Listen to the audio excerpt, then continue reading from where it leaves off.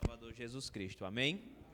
Hoje nós vamos dar continuidade à nossa série de estudos acerca do calvinismo, iniciado no domingo passado com nosso irmão seminarista Kelvin, onde nós vimos uma parte histórica de como foi desenvolvido os 5 pontos do arminianismo, e aí surgiram então os 5 pontos do calvinismo em combate, dando uma resposta àqueles remonstrantes que elaboraram os 5 pontos do arminianismo.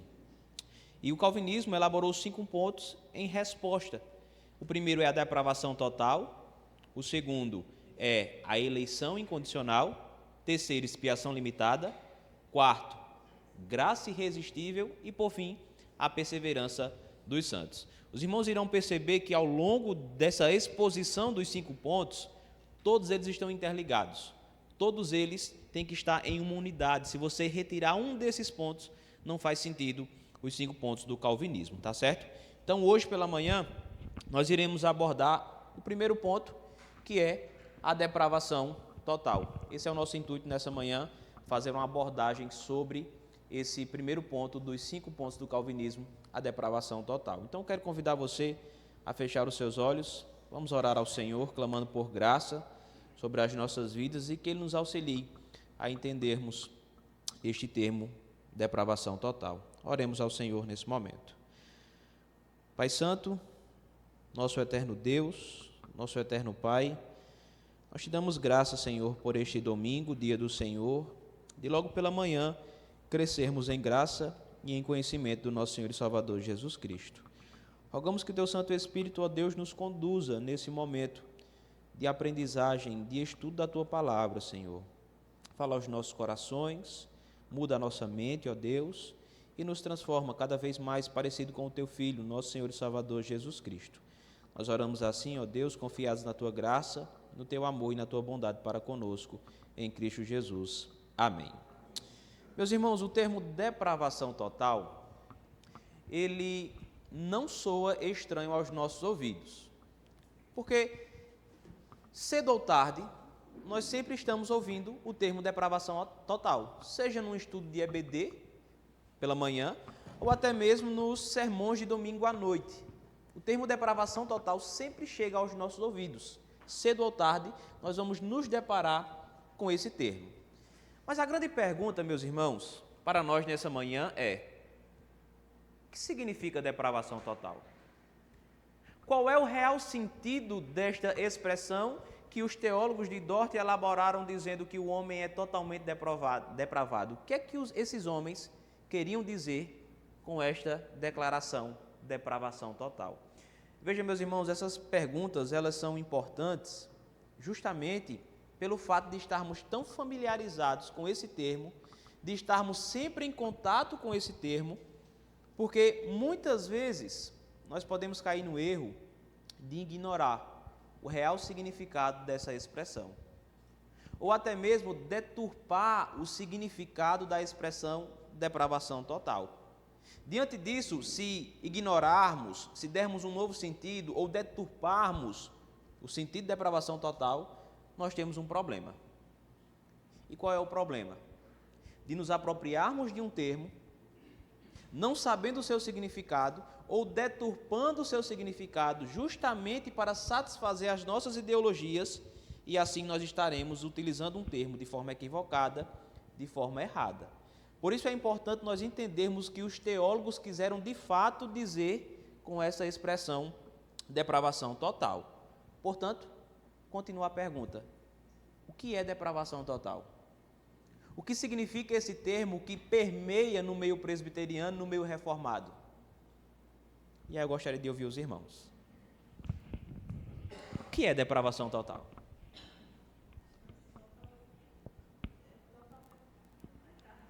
Estamos totalmente no pecado. Vamos cavar mais fundo. O que é depravação total? Perdição completa da pessoa.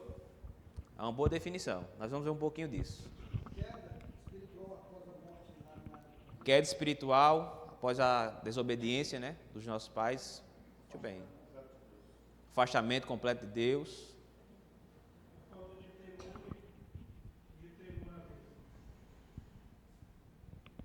Falta de temor e tremor a Deus. São excelentes respostas, meus irmãos. Nós vamos ver um pouquinho disso na sequência do estudo. Veja, hoje pela manhã eu quero caminhar com vocês em 4 momentos. O primeiro, nós iremos ver o que não significa depravação total. Segundo momento, nós iremos ver o que de fato significa depravação total. Terceiro momento, nós vamos ver o que as Escrituras falam acerca desse tema.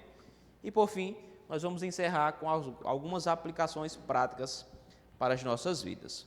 Tá certo, meus irmãos? Então, por favor, abra sua Bíblia em Efésios, capítulo de número 2. Efésios, capítulo de número 2. Esse é o texto base para a nossa exposição nesta manhã.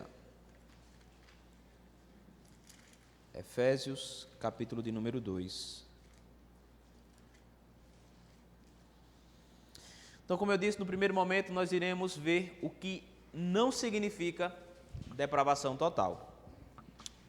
Efésios, capítulo 2, nós iremos ler versículo 1 até o versículo 10, todos juntos de forma conjunta, lendo a palavra do nosso Deus. Efésios 2, do 1 ao 10, leiamos a palavra do nosso Deus, que nos diz: Ele vos deu vida, estando vós mortos nos delitos e pecados, nos quais andastes outrora, segundo o curso deste mundo, segundo o príncipe da potestade do ar, do espírito que agora atua nos filhos da desobediência, entre os quais também todos nós andamos outrora, segundo as inclinações da nossa carne, fazendo a vontade da carne e dos pensamentos, e éramos por natureza filhos da ira, como também os demais.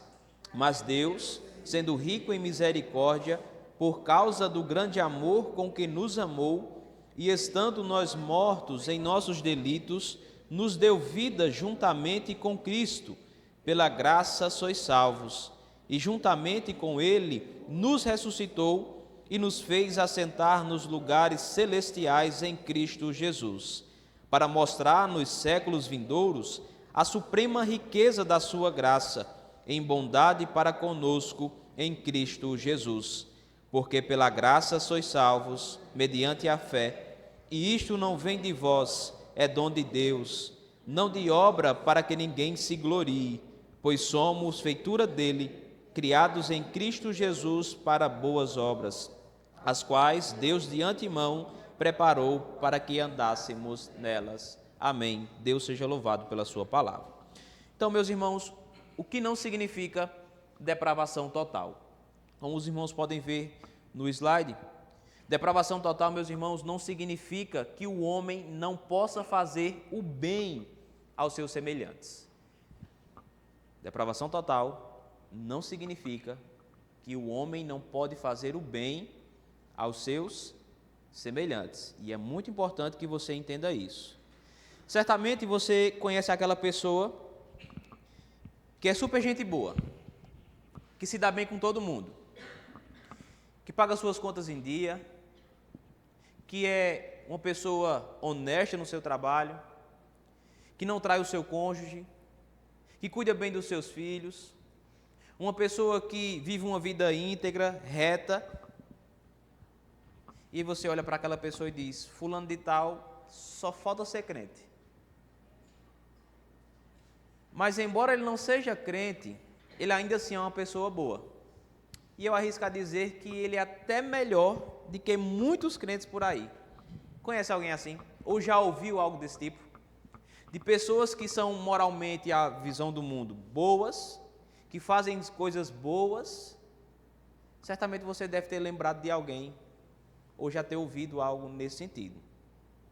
E veja, como diz o termo, depravação total não anula que pessoas corrompidas em seus corações, distantes de Deus, elas não tenham a capacidade de fazer coisas boas aos seus semelhantes. Depravação total não anula esta verdade. Mas veja, como nós podemos olhar para essas pessoas que fazem boas obras, vamos usar esse termo, e entendermos que aquela pessoa é totalmente depravada, ela está num pecado, está numa situação de miséria, num estado de miséria, como nós podemos conciliar essas verdades? Por isso que é importante nós entendermos que depravação total não significa que o homem não possa fazer coisas boas, segundo a visão deste mundo, segundo o conceito e entendimento deste mundo do que é ser uma pessoa boa, do que é fazer boas obras. Depravação total não significa isso. Alguma dúvida em relação a isso? Não, mas o problema é que tais pessoas acham que por agirem dessa forma serão galardoadas com salvação. E aí eles estão perdidos.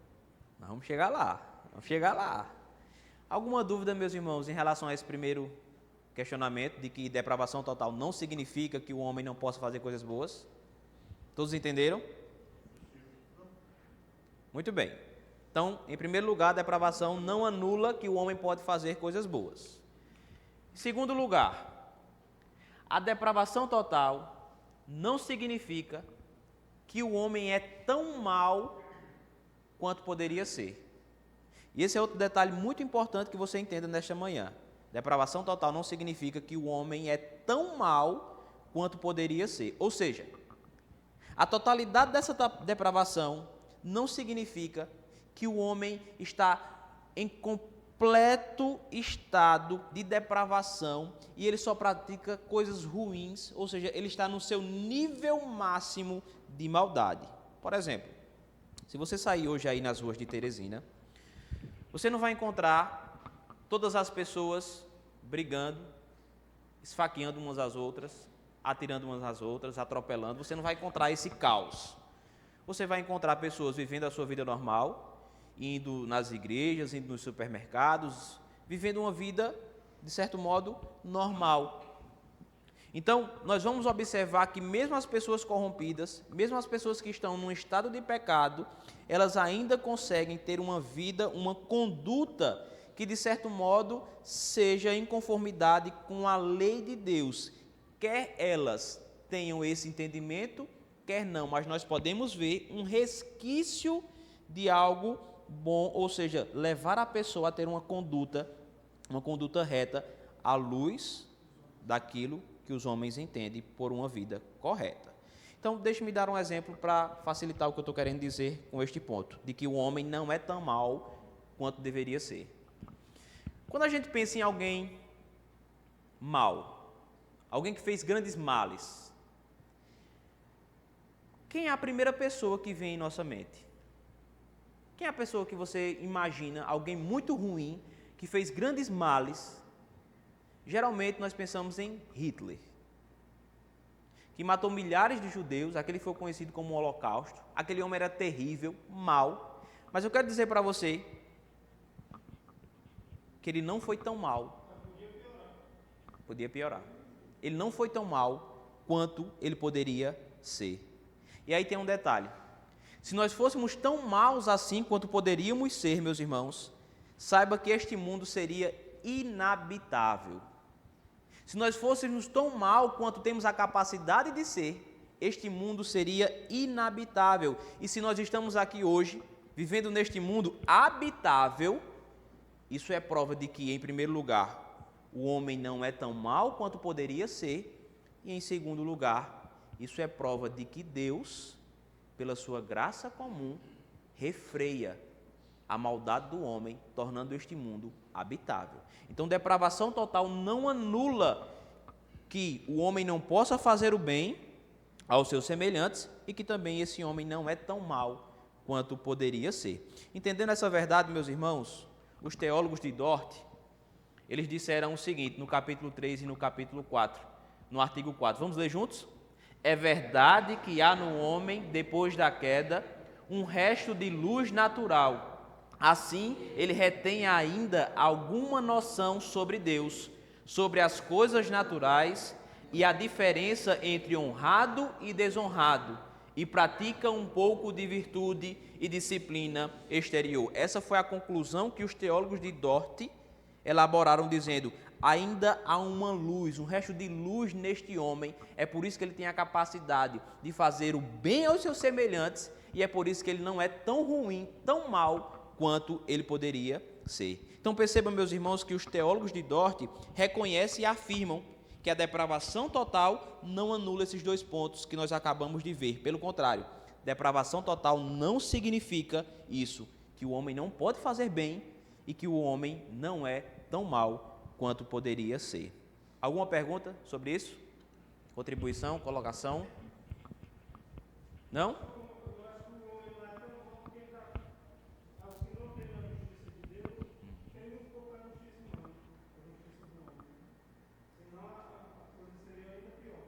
Com toda certeza, com toda certeza. Como dizem os teólogos, ainda há um resquício de luz nesse homem, por isso que ele tem essa capacidade de fazer coisas boas, né, à luz dos nossos olhos, e também não ser tão ruim quanto ele poderia ser. Então, basicamente é isso, depravação total não significa essas duas coisas. Por exemplo, há países que adotam a pena de morte, né? Sim. Para quem comete certos crimes. Normalmente, esses países, a criminalidade é menor, porque o elemento mal intencionado sabe que se ele fazer aquela maldade, se for pego, não escapa da pena. Apesar de não ser a favor de mais que o da vida de Deus. Sim. Mas em países onde a coisa é solta, a maldade aumenta. É um assunto delicado, né? Pena de morte é um assunto delicado. Mas entenderam, né, meus irmãos? Depravação total não anula essas coisas que acabamos de ver. Ok, mas a pergunta ainda persiste. O que então significa depravação total?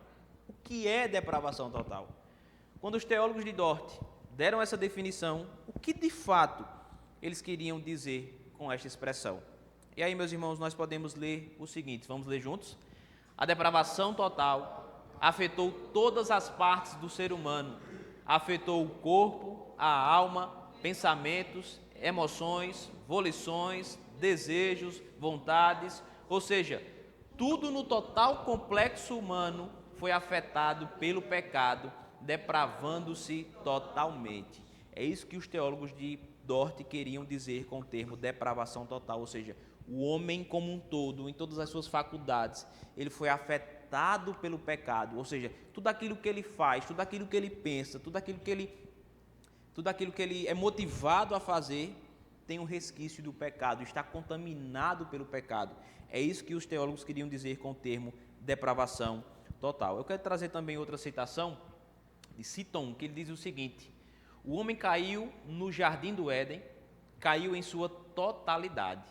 A personalidade do homem foi afetada como um todo pela queda, e o pecado atinge as faculdades, a vontade, o entendimento, as afeições, etc. Portanto, fica claro para nós, meus irmãos, que depravação total se refere ao fato de que os seres humanos nascem depravados em suas mentes, corações, vontades e muitas outras áreas que nós poderíamos citar. E qual é o resultado dessa depravação? O resultado é que nenhum homem, por si só, tem a capacidade de buscar a Deus. Nenhum homem, por si só, jamais abraçará o evangelho da graça do nosso Deus. Nenhum homem, por si só, dará passos, caminhará em relação à sua salvação. Nenhum homem, por si só, aceitará Cristo Jesus como único e suficiente Salvador. Em suma, o termo depravação total quer dizer que nenhum homem pode fazer nada para a sua própria salvação. Pelo contrário, todo ser humano está completamente perdido e sem esperança. Logo, por conta dessa depravação, os seres humanos nunca receberão, nunca reconhecerão Cristo Jesus como o único e suficiente Salvador. Alguma pergunta em relação a isso?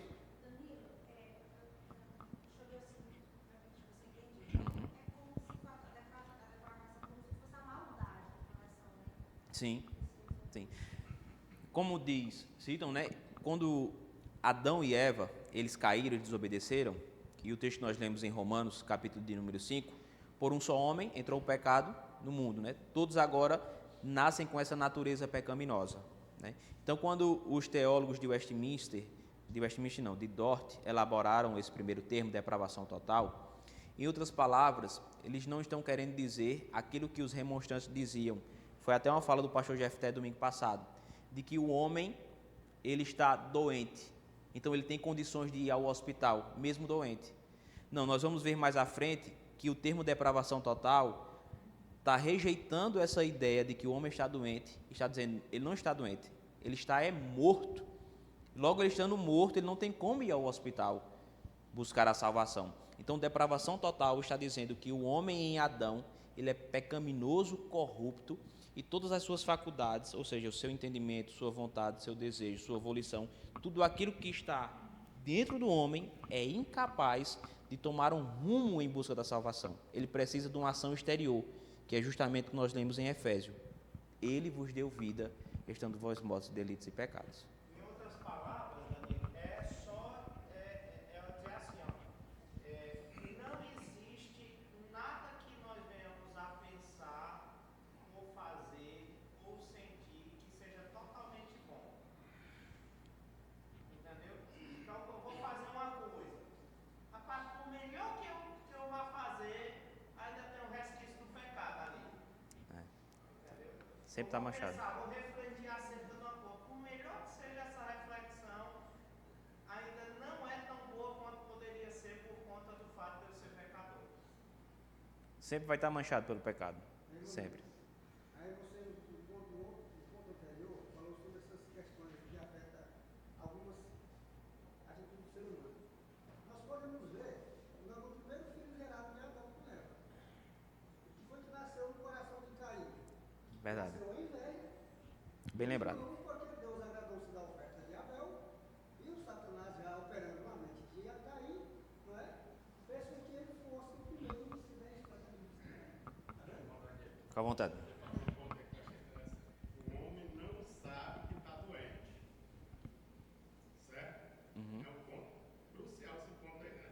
Sim. Eu estou doente, eu preciso ir para a igreja para aceitar Jesus. Ele não sabe. Ele vai ter que ser tocado. Né? Exatamente. Ele precisa de uma ação externa para isso. Porque se ele soubesse que está doente, ele iria procurar a igreja, né? Sim, sim. Falando com ex-drogado, na década de 80, né? Que tinha aquela perseguição, que não podia fumar maconha, né? Sim. Quem é da década de 80 sabe, né? Os caras fumavam escondido. Graças a Deus eu não passei por isso. Graças a Deus. Aí ele falando, ele disse que na mente deles, mente demoníaca que eles estão pela droga, pelas coisas ruins, Sim. eles se acham que são alguma coisa. O cara que fumava cigarro escondido da polícia, ele dizia assim, mas as pessoas é bom, só estou enganando a polícia. O mal, Satanás, usando aquele produto para enganar muitos irmãos que perderam a vida, né? Isso é verdade. Ou seja, a maldade vem através também de coisas ilícitas. Que o cara achar que o cara que está fumando cigarro, ele está melhor do que o outro, ele recebe uma mensagem do coração dele que ele está certo, que ele tem poder. Aí hoje ele diz, rapaz, hoje ele dá palestra avisando os jovens que ali tudo é mentira e a raiz vai lá para Satanás. Exatamente. Exatamente. Dizendo que eles são uma coisa, que tem que usar aquela droga. Ilusão. Ilusão. Lembra que certa vez o Senhor Jesus Cristo disse que todo aquele que pratica pecado é o quê? Escravo do pecado. Mas ele diz, se verdadeiramente forem libertos pelo Filho, verdadeiramente vocês serão livres, né? Conhecereis a verdade e a verdade vos libertará. A droga tem esse poder de dizer para a pessoa que ele é alguma coisa, que ele tem Que ele é livre, que ele tem domínio, mas na verdade ele é um escravo. aí remete lá para Satanás, né? É uma obra do inimigo. Exatamente. Ele é escravo do pecado, né? Ele se sente livre, mas é escravizado, né? Por isso que... O evangelho está circulando, uma hora bate nele, lá Se Deus assim permitir, é verdade. Mas é isso, o homem se sente livre, mas na verdade ele é escravo do pecado, né? Então por isso que ele precisa do Filho, Cristo Jesus, para que ele seja de fato, verdadeiramente livre, né? Então, em suma, os teólogos de Dort queriam dizer justamente isso. O homem é incapaz de tomar uma decisão, de dar o primeiro passo em relação à sua salvação. E aí eles elaboraram um outro conceito. Os teólogos de Dort disseram o seguinte: portanto, todos os homens são concebidos em pecado e nascem como filhos da ira, incapazes de qualquer ação que os salve inclinados para o mal, mortos em pecados e escravos do pecado. Vamos ler junto agora, sem a graça? Sem a graça do Espírito Santo regenerador, nem desejam, nem tampouco podem retornar a Deus, corrigir suas naturezas corrompidas ou ao menos estar dispostos para esta correção. Eu queria chamar a sua atenção para isso aqui, ó. Sem a graça do Espírito Santo regenerador. É aquilo que eu acabei de falar. Se ele não receber essa ação externa, ou seja, o Espírito Santo agir em seu coração, ele vai continuar não doente, mas morto em seus delitos e pecados. Então, essa foi a resposta que os teólogos de Dort deram aos remonstrantes, que acreditavam não na depravação total, mas acreditavam em um termo muito conhecido chamado livre-arbítrio. Esse é outro termo que está presente em nosso meio também, nós estamos sempre ouvindo o termo livre-arbítrio. E aí surge uma pergunta para nós: o que é livre-arbítrio? Nós ouvimos tanto falar sobre isso, e aí eu gostaria de ouvir os irmãos mais uma vez. O que é livre-arbítrio? Um de cada vez.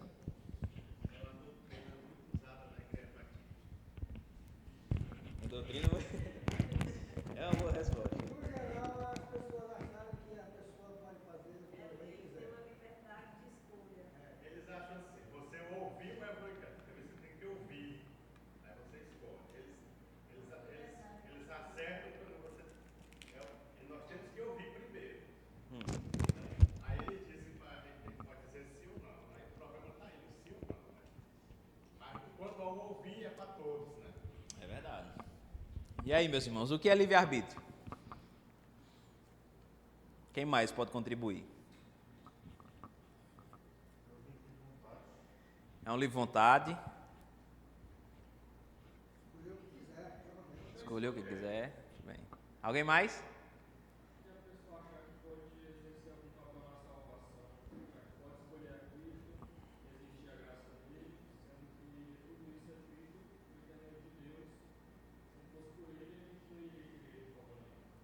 Muito boa resposta, muito boa.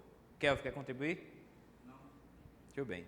De forma resumida, meus irmãos, o arminiano acredita que o homem, no estado de pecado, ele tem a capacidade de escolher livremente o bem espiritual. Ou seja, o arminiano ele defende a ideia de que se o homem, mesmo no estado de pecado, quiser, ele pode responder positivamente ao evangelho da graça do nosso Deus. O arminiano sustenta, meus irmãos, que o homem, mesmo no estado de pecado, ele tem o livre-arbítrio, ou seja, ele tem uma ação, o poder de agir em relação à salvação, em relação ao evangelho, mesmo sem uma ação prévia do Espírito Santo no seu coração. Essas palavras que eu estou lendo aqui é do teólogo e pastor presbiteriano Paulo Anglada. Ele vai dizer também que o arminiano acredita que o pecador ele pode arrepender-se por si só e crer no evangelho da graça do nosso Deus, cooperando para que a sua salvação seja completada em Cristo Jesus. E aí Paulo Anglada faz duas perguntas. Se isso é verdade, como fica a questão de que um escravo do pecado poder tomar suas decisões e agir livremente, se ele é escravo do pecado? E em segundo lugar, Paulo Anglada diz: como pode alguém cujos sentidos espirituais não funcionam compreender e aceitar e decidir-se crer em Cristo Jesus como único e suficiente Salvador?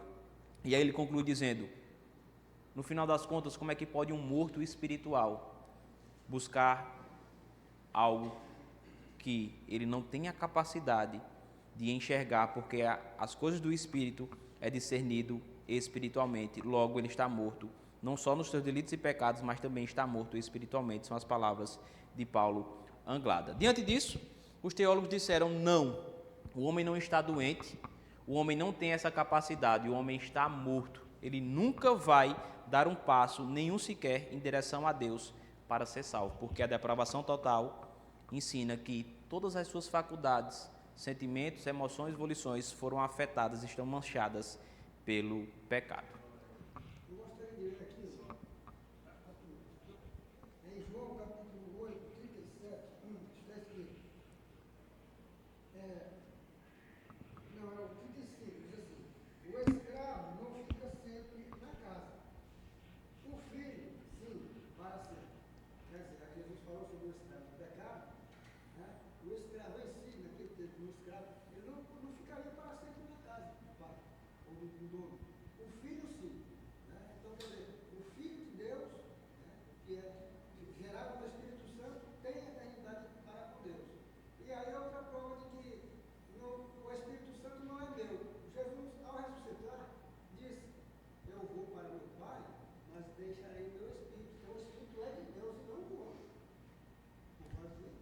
É o próprio Deus, né? O Espírito Santo, nós cremos na Trindade, é o próprio Deus, né?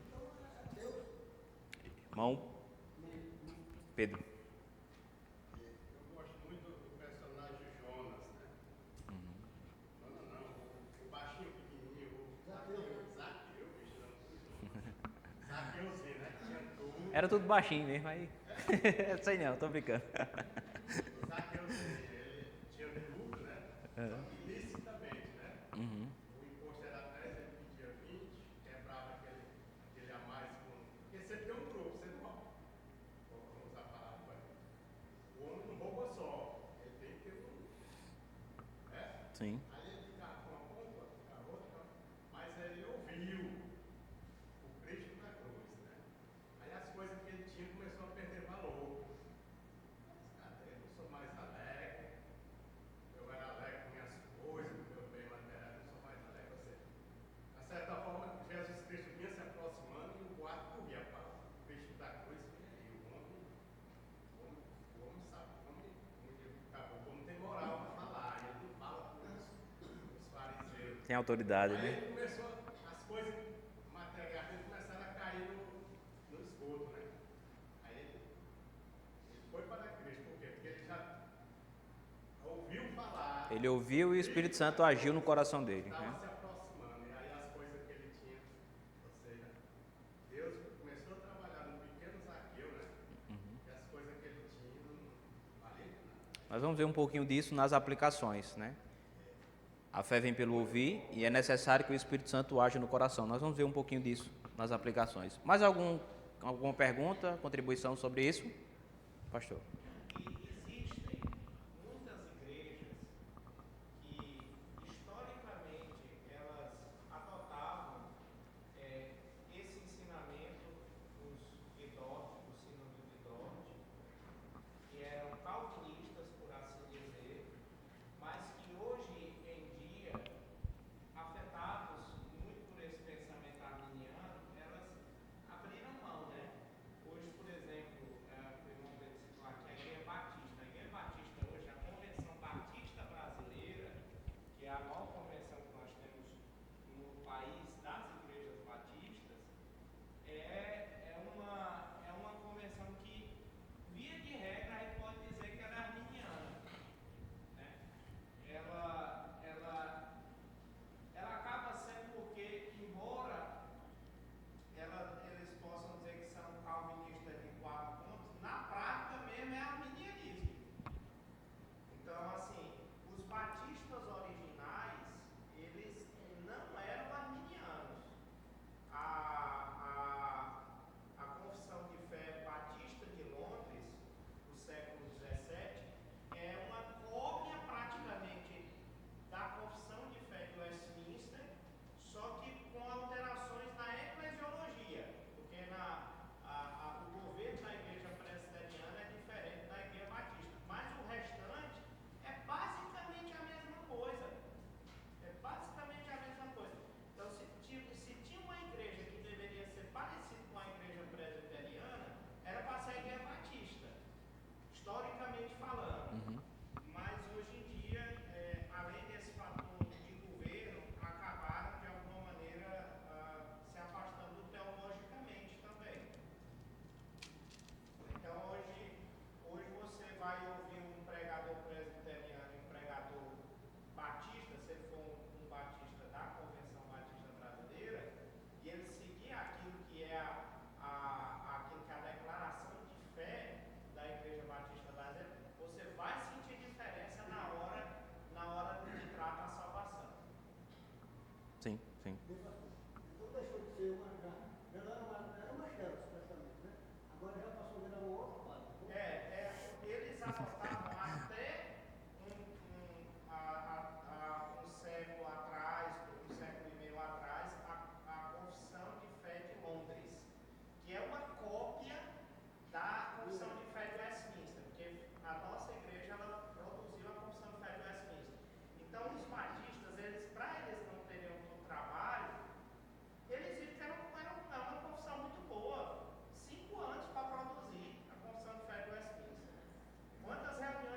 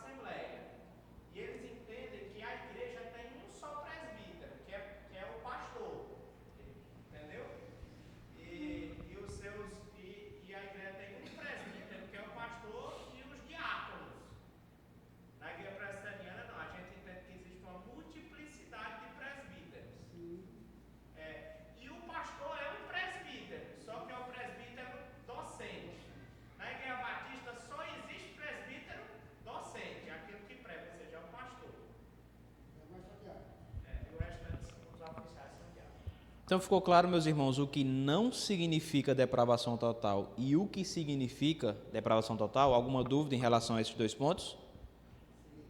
Muito bem. Ok, nós entendemos o que não significa e o que significa.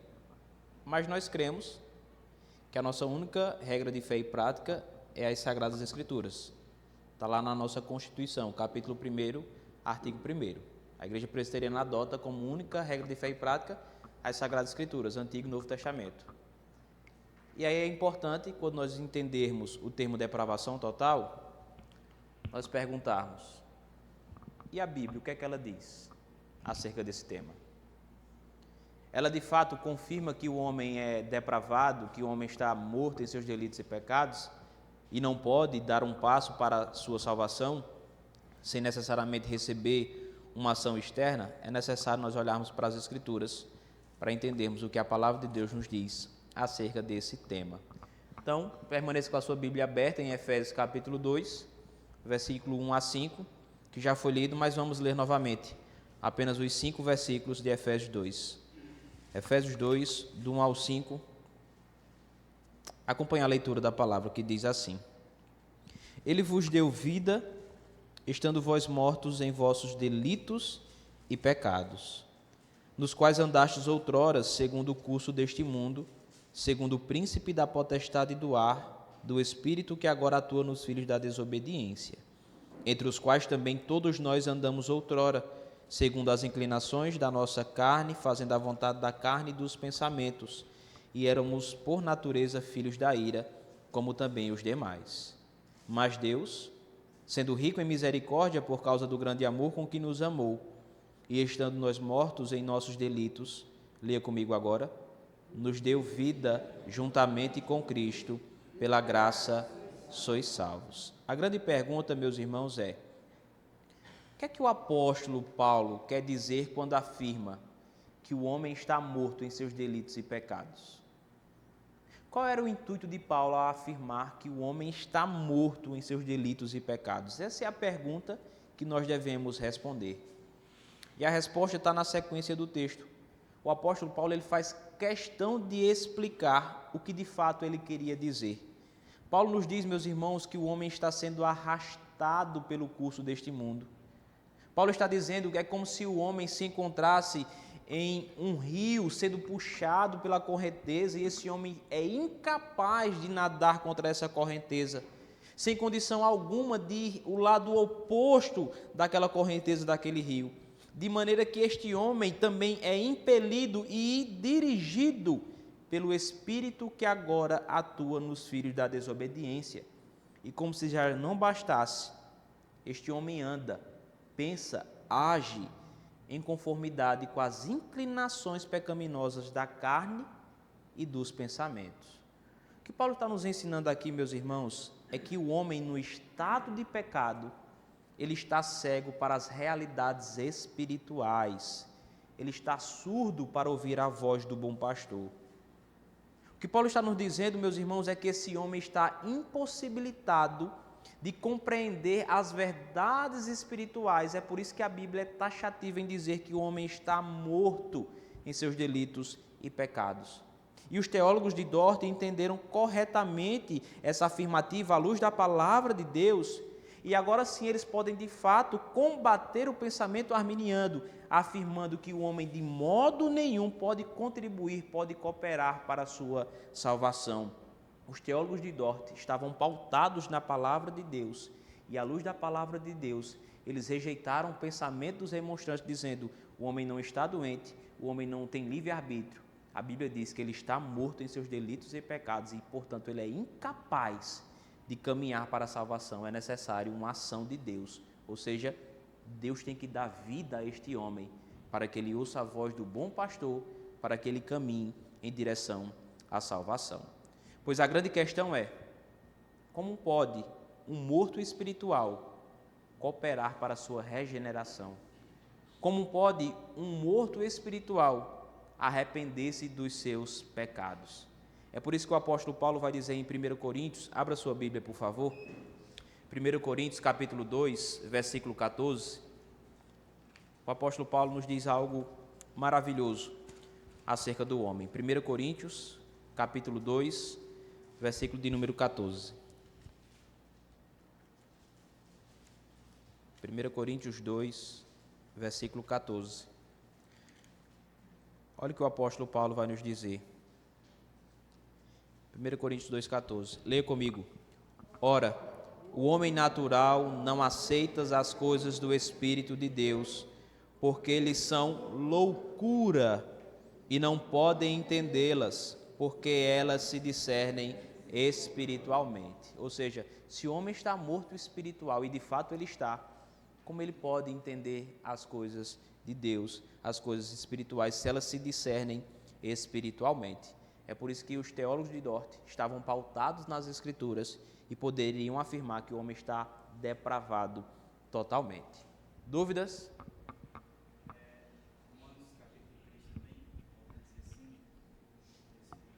Eu vou citar daqui a pouco, mas pode falar. Pode. Não, contribua, pode ficar à vontade. Não há justo nenhum sequer, não há quem entenda, não há quem busque a Deus. Todos se extraviaram, a um se fizeram inúteis. Não há quem faça o bem, não há nenhum sequer. Esse texto eu acho ele muito enfático, porque Paulo ele trata dos gentios, depois Judeus. e ele vai dizer assim, a prova aqui é que gentios e judeus, nenhum deles, por si só, eles desejam buscar Deus. Todos eles estão na mesma situação. Todos pecaram, né? Destituídos estão da glória de Deus, né? Então veja. Fala. Essa questão também, como Jesus expressou, muitos são chamados, poucos escolhidos. Então, a gente vê denominações aí abarrotadas de fiéis, muitos, né? Para o céu não vai muitos, para o céu vai muitos, Deus escolheu, né? Sim.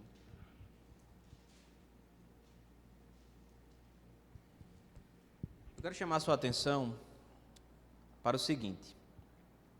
A Bíblia, ela faz um paralelo interessante. Por um lado, nós vamos encontrar a Bíblia relatando, meus irmãos, que o homem está morto, está inativo no que diz respeito ao bem espiritual. Guarde isso. A Bíblia relata que, se referindo ao bem espiritual, o homem está o quê? Morto. Mas o paralelo que as Escrituras fazem é o seguinte. Já em relação ao mal, esse homem está completamente vivo. Esse homem está completamente hábito, ativo. Esse é um paralelo muito interessante, meus irmãos. Para o bem espiritual, o homem está morto, mas para o mal ele está completamente ativo. O homem em estado de pecado, ele é um militante, é ativo na prática do mal, ou seja, ele sempre vai ser oposição a Deus, ele nunca vai querer saber nada de Deus. Portanto, quando nós olhamos para as Escrituras, nós somos convencidos que para a prática do bem espiritual, o homem natural está completamente morto em seus delitos e pecados, como lemos aqui. Mas para a prática do mal, ele está bastante vivo, ativo e militante, não somente praticando essas coisas, como também aprovando os que assim o fazem. É isso que Paulo vai dizer no capítulo 1 de Romanos, a partir do verso 18. E no capítulo 3, versículo 10 a 12, como Kelvin já leu, vai dizer que não há nenhum justo, nenhum sequer, não há quem entenda, não há quem busque a Deus, todos se extraviaram, a um se fizeram inúteis, não há quem faça o bem, não há nenhum sequer. E por quê? Porque o homem no estado da depravação total, ele está morto em seus delitos e pecados. Alguma dúvida sobre isso?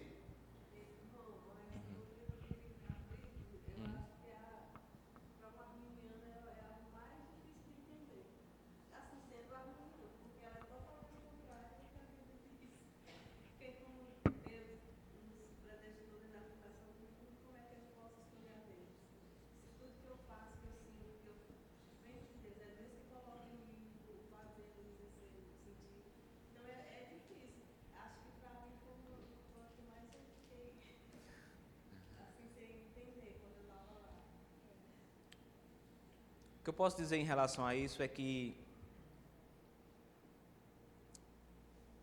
o impressionante é que teólogos arminianos, eles se utilizam da mesma escritura para defender as suas...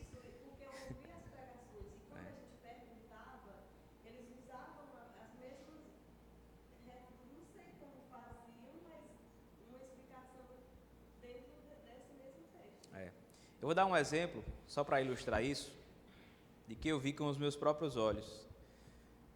Pode falar o nome, pastor, aqui da pessoa que eu quero citar? Posso, né? Vou falar, depois eu assumo a bronca. Um homem chamado Edir Macedo. Ele fez uma teologia nas Escrituras, e para você ver como é perigoso. Ele disse o seguinte, meus irmãos. O que é que diz lá em Malaquias, capítulo 3, acerca dos dízimos? Quem não dizima, está roubando quem? Roubando o Senhor, está roubando a Deus. Então, ele impõe um jugo sobre as pessoas, dizendo que vocês têm que dizimar, porque se não dizimar, vocês estão roubando a quem? A Deus. E aí este homem, ele foi lá para Apocalipse, não lembro agora a referência, mas fala das pessoas que não herdarão o reino dos céus. E lá fala uma lista. E adivinha quem está lá na lista? Os ladrões, os roubadores, não herdarão. 21:8, né? Os ladrões não herdarão o reino dos céus. Qual é a conclusão que ele chega? Se você não é dizimista, você está roubando a Deus. Quem é que não vai herdar o reino dos céus? O ladrão. Logo você não pode. Logo você não vai ser salvo. Então, seja dizimista. Tá certo isso? Olha, ontem nós participamos de um porque temos amizades, né? Lá. Mas eu estou aqui no assunto claro sobre essa questão. Jacó, quando saiu de lá, da família, que foi o meio de seu irmão Esaú, que cansado usou aquela pedra, não foi? Para descansar. Ele orou a Deus e disse: Senhor, se tu me abençoares, onde eu for, eu te darei o dízimo. Quer dizer, condição contrária. Ele esperava, né, a bênção de Deus vir para devolver o dízimo. Não é o que pregam. Devolva o dízimo para Deus te abençoar. Aí é uma inversão. Claro que a pessoa está fazendo, contorcendo a palavra de Deus. O próprio Jacó, né, não queria riqueza, só pelo momento que ele sentia de dor, de sofrimento, de perseguição do próprio irmão, de querer matá-lo. Ele disse assim: Senhor, se tu me abençoares, para onde eu vou, que não sabia nem para onde ia, eu devolverei o dízimo. Então, Ele esperava que Deus a bênção pela ação, e não agir para receber a bênção. Na minha o que foi que eu quis ilustrar contando essa história de Edir Macedo? É que, mesmo usando as Escrituras, distorcem. É que muitos arminianos fazem. Usam as Escrituras e distorcem. Pastor José. Eu acho que o principal erro do Edir Macedo ao dizer isso não foi nem necessariamente o que ele disse, mas o que ele deixou de dizer. Exatamente. O que ele deixou de dizer. Assim, todos os nossos pecados, mesmo se a gente fosse classificar pecadinho e pecadão, o menor de todos os pecados é o suficiente para nos condenar. Certo? É digno de condenação. Mas assim, na graça de Cristo, nós somos salvos. Não pelas nossas obras, mas pelas obras de Cristo. Então, por exemplo, essa é a diferença do calvinista também com o arminiano. O arminiano, ele tende, por exemplo, ele tende a dormir salvo, e aí ele acorda, ele teve um sonho, quem sabe à noite pecaminoso, aí ele acorda de manhã dizendo assim: meu Deus, eu acho que eu perdi minha salvação. Não, o calvinista, ele peca e ele então diz: meu Deus, eu pequei, perdão pelos meus pecados. E ele crê e descansa na graça de Cristo. E sabendo que Cristo presta conta com Deus. Né? Então, agora sim, nós somos salvos não por causa das nossas obras, nós somos salvos para praticar boas obras, predestinados para a santificação. Essa é a linguagem bíblica, né? Sim. Ainda tem outra colocação. Só um. Deixa eu assim, essas pregações do arminiano, deixa você o seguro, conver. Todo culto tem gente se relacionando. Porque a pessoa acha que o tempo todo, porque realmente nós somos pecadores, mas não tem a segurança da salvação. Todo mundo está lá, porque ele pecou, então ele está se relacionando. Só um adendo à minha fala do exemplo de Edir Macedo. O erro que eu quis mostrar para os irmãos é, ele usa as Escrituras para fazer uma teologia errada. E dentro desse pensamento dele, o que é que ele está atribuindo? Para você ser salvo, você precisa ser dizimista. Ou seja, ele está anulando a obra de Cristo Jesus. Você precisa crer em Cristo Jesus para ser salvo. Então, 2 erros. Primeiro, ele usa as Escrituras para fazer teologia errada. Segundo, ele está anulando a obra sacrificial de Cristo Jesus. E um terceiro, nós sabemos muito bem que a igreja dele prega prosperidade e é isso que ele está visando. Mas com isso eu não estou querendo dizer que nós não devemos ser dizimistas. Devemos. Não para sermos salvos, mas porque somos salvos e porque amamos a Deus sobre todas as coisas e entendemos que tudo que temos e tudo que somos é do Senhor. E por isso devemos ofertar com amor, devolver aquilo que pertence ao nosso Deus. Era importante eu dizer isso. Aí então ele anula aquela questão do João 3,16, né? Deus amou o mundo da maneira. E eu não assisto praticamente mais televisão aberta, mas algumas vezes eu vi os comerciais de pessoas que congregam aí e fazem um comercial, fazem uma propaganda pessoal e de que hoje está no estágio social elevado, aí ele encerra com a frase: eu sou tal. E aí a adoração ficou para quem? A adoração dele é para Deus ou é para a denominação? A salvação dele vem de Deus ou vem do nome da igreja que ele está caminhando? Aí claramente quem é servo de Deus e tem a salvação dada por Deus sabe que isso aí é heresia. Ele tem que empurrar isso aí. Até confirmado. Esqueceu que no versículo também diz que o mentiroso não. Os mentirosos, né? É verdade. Então, Paulo Anglada, meus irmãos, conclui dizendo que o homem, ele está em estado de pecado, né? Ele é um militante, ele está ativo na prática do mal e está em oposição a Deus. Alguma dúvida em relação a isso? Muito bem, vamos caminhar agora para o final. Nós já vimos o que não significa, vimos o que significa, vimos o que as Escrituras dizem acerca do tema e agora nós iremos partir para o último momento, que é as aplicações dessa doutrina para as nossas Bíblias. Abra sua Bíblia, por favor, em Efésios capítulo 5, versículo de número 8. Efésios capítulo 5, versículo de número 8.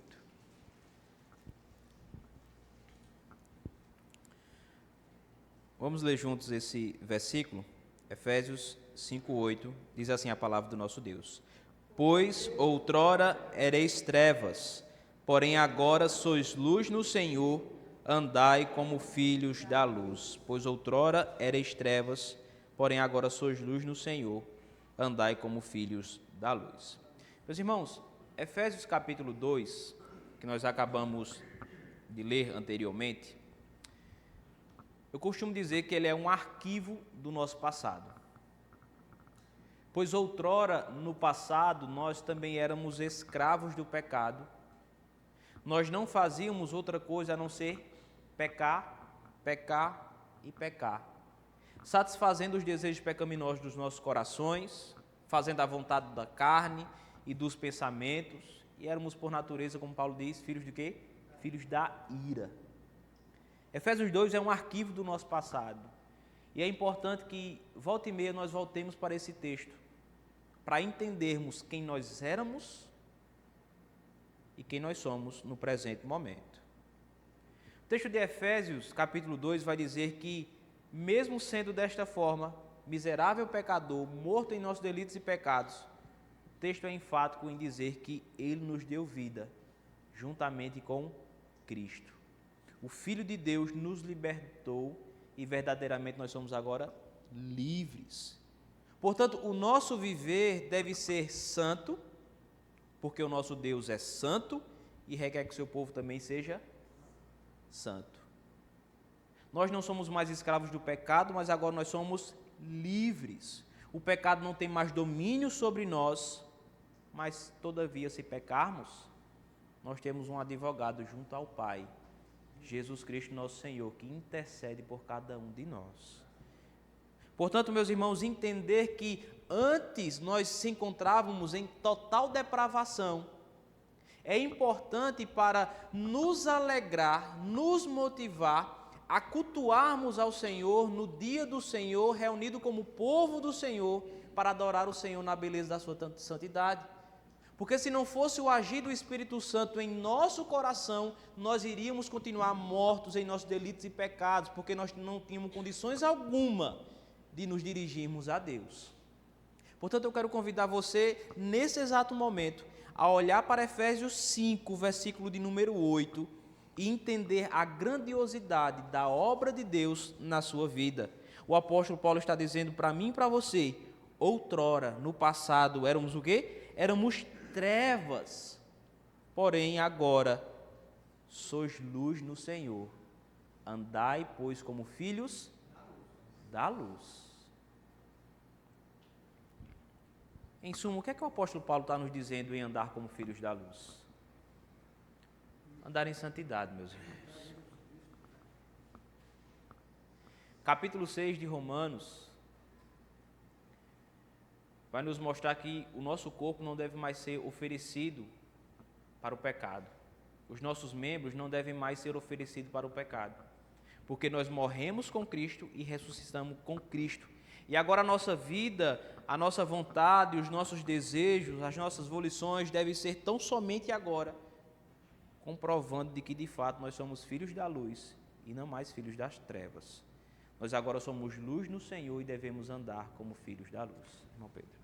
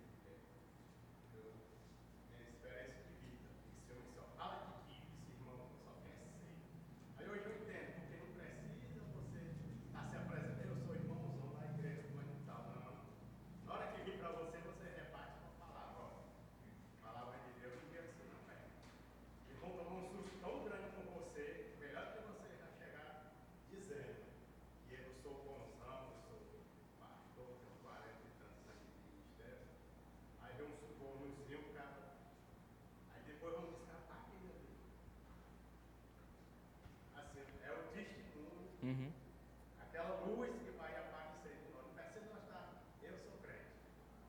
Sou crente. É o testemunho, é o rebater com a palavra. A Bíblia diz outra coisa. Se você quer fazer, faça. A palavra diz assim. Irmão, eu trabalho numa empresa privada e no setor que eu trabalho há cerca de 10 anos, ele para a central era conhecido como o reduto dos ladrões, certo? Porque 95% dos motoristas eram ladrões. É o quê? Ladrões. Ladrões. Desviavam o dinheiro da empresa, carregavam as pessoas, colocando o dinheiro que seria para a empresa no bolso, certo? E resumindo, recentemente, a empresa praticamente zerou todo o quadro de motoristas, escapou esse céu de Deus. E de lá veio uma certa homenagem para cá, por isso que o Sr. Terezinha está sendo um dos mais destacados. Para a glória de Deus, 70% dos funcionários, que bem reduzido, mas servem a Deus. Aí é uma prova de que, quando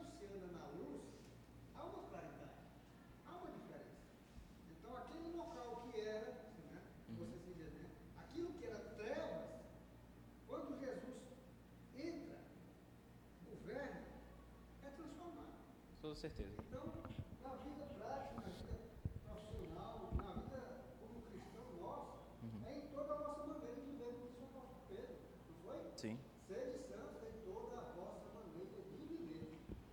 E isso a gente tem que glorificar a Deus sempre. Então entendam isso, meus irmãos.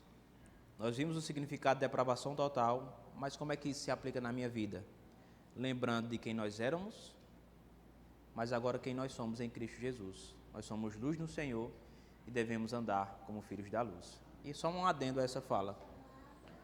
Isso é um belo motivo para você vir cultuar o nosso Deus hoje à noite, com seu coração transbordando de gratidão, porque você foi salvo em Cristo Jesus. Agora você é filho da luz e não mais filho das trevas. Segunda e última aplicação, meus irmãos, eu quero dizer para você que todos nós temos familiares, amigos, que ainda se encontram nessa terrível condição, mortos em seus delitos e pecados, fazendo a vontade da carne e dos pensamentos. E diante do que vimos, nós somos motivados a clamar ao Deus Altíssimo, para que assim como Ele agiu em nós, com graça, misericórdia, amor e bondade, Ele também possa agir na vida dos nossos familiares e amigos. E por que nós devemos clamar ao nosso Deus?